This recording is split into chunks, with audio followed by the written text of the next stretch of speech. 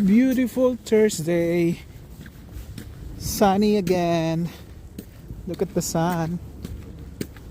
Talagang tirik na tirik ang araw. Medyo nag-warm up na ng kaunti tayo.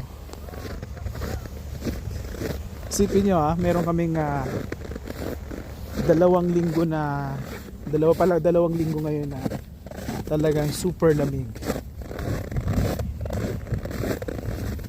And then I check ng weather environmental Canada. So next week mag-warm up na tayo. And then I believe this is the last ng super lamig for this winter time. Okay. Sinaksa ko kasi to kasi nahihirapang mag-start pag sobrang lamig. Ayan. So nagdala ko ng ito mga saksakan na ito. Ito talaga ang purpose nito eh. 'Di ba?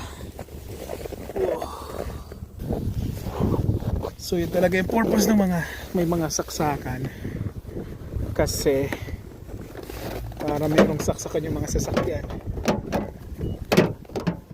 Ayaw magbukas.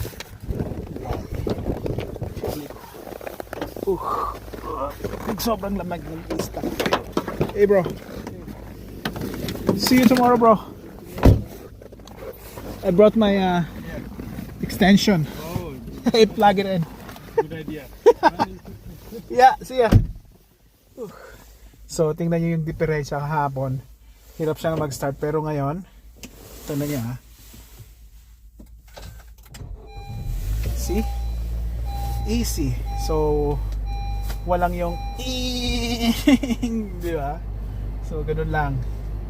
Kaya napaka-importante kapag like below 20 degrees dapat sinasaksak talaga eh. Just my thought kasi napapansin ko pagka ganon hirap mag-start yung makina. Bago naman yung battery nito. Yung iba kasi pagka luma na yung battery medyo nahihirapan yung mag-start yung iba.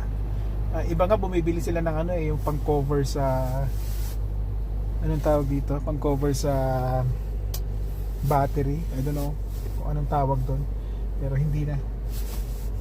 Yes bro, You have a booster? I don't have booster bro. Oh man. When is it to start? It's dead? Yeah. Oh okay, I don't have the extension bro. No, I don't have like the you know